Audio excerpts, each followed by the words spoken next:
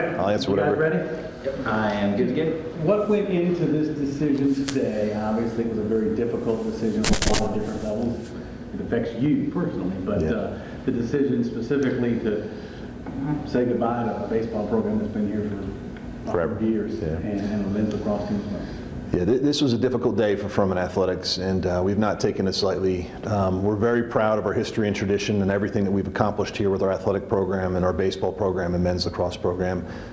This was a part of a path that even before I got here, I arrived in August of 2019, that our university was looking at our investment relative to our academic mission and what it took to accommodate all of our students as we came in.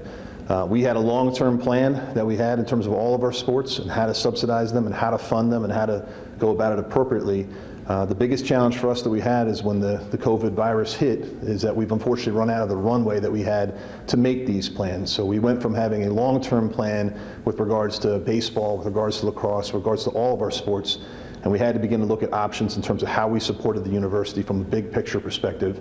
Ultimately, as we went through this process and we hired outside consultants to help us and guide us through this process, we ultimately decided on a plan that was going to be a 2-sport reduction and a reduction in scholarships, which over the course of time will save us $5 million annually. It's going to allow us to be more flexible, more agile relative to our investment. It's going to allow us to prioritize the 18 sports that we have and be more financially stable, be more gender equity, have more stability in gender equity, and be able to move forward from this point forward and be competitive in 18 sports. What went into picking the 2 sports that ultimately you picked to eliminate? Obviously, baseball is one that a lot of people know, love, and recognize. Yeah, discontinuing baseball is a really hard place for us to be. You know, there's great respect and history for Furman baseball. It's our second oldest sport. It's the first sport that was here on our campus.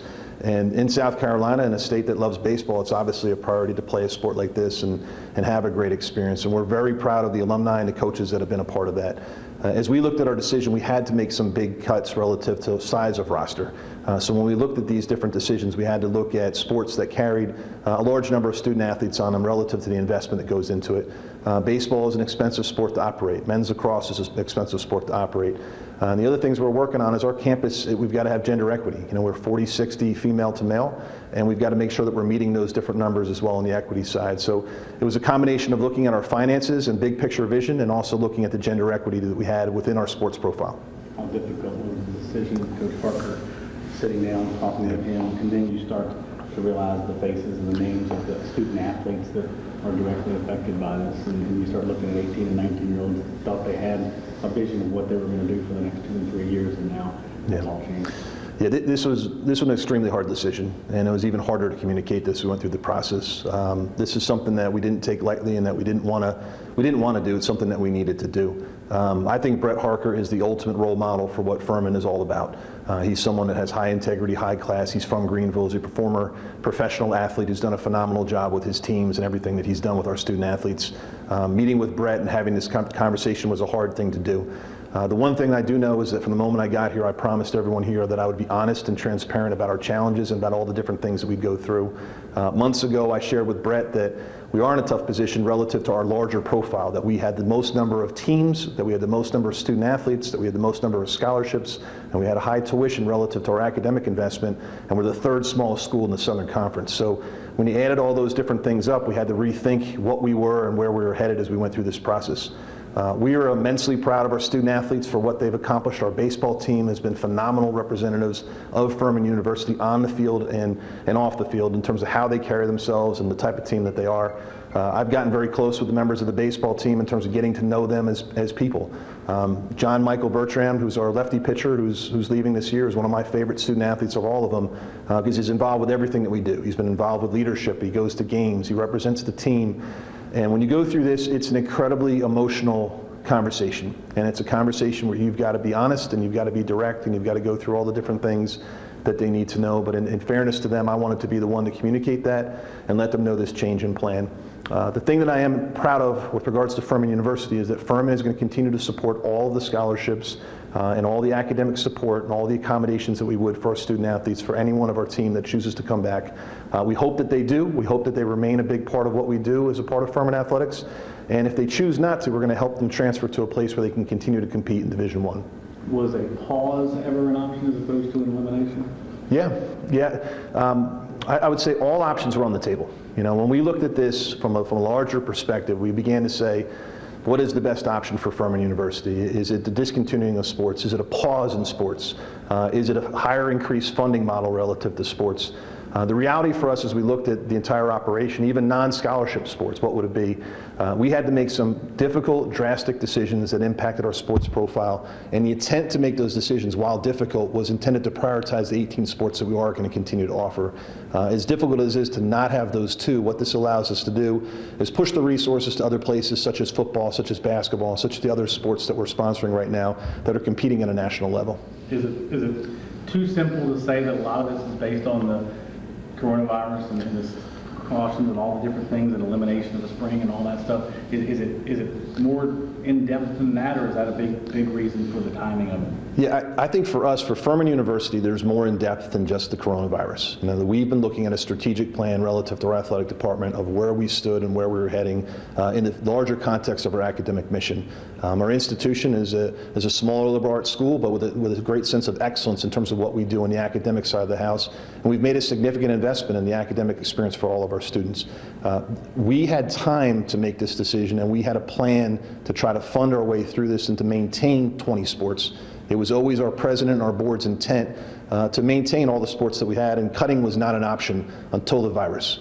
When we got to this point with the pandemic and we've been able to balance our budget for the previous fiscal year, the challenges that we have going forward, the same as other college institutions do, is making smart strategic decisions, not just for this year, but for the next 3 to 5 years. So this decision, as difficult as it is with discontinuing baseball and men's lacrosse, is really with an eye towards 5 years from now. Where do we see ourselves positioned as a university? Where do we see ourselves positioned as a university and an athletic department?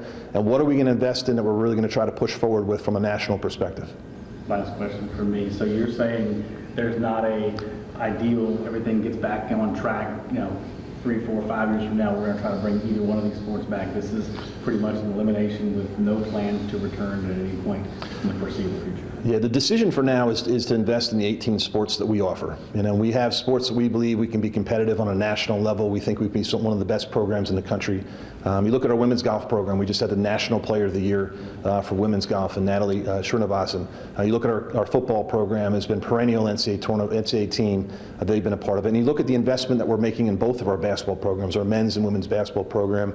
And again, as difficult as this decision is, we're looking at the next 3 to 5 years and saying, these are the 18 sports we're going to prioritize. These are the sports that we're going to make revenue generation and philanthropy and fiscal responsibility and gender equity our focus moving forward. We think it would be unfair to our alumni and to our teams to consider bringing those teams back because it might not be what we do. In the event that things change and we have opportunities down the road, anything's possible. But at this point, this is our plan for the foreseeable future. I would assume that obviously a lot of the student athletes that participate in these sports are probably not the happiest in the world right now, yeah. And especially their parents as well.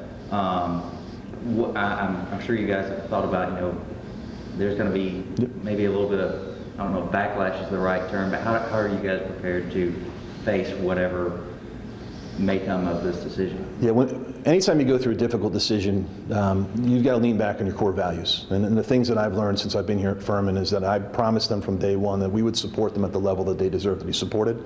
And I also promised both the parents and student athletes that if we ever made a change, we'd be honest and transparent about that with them. We've been supporting these 20 sports and doing a great job with them. They've been successful as well. And it's natural to be frustrated. It's natural to have frustrations relative to our future in these two sports.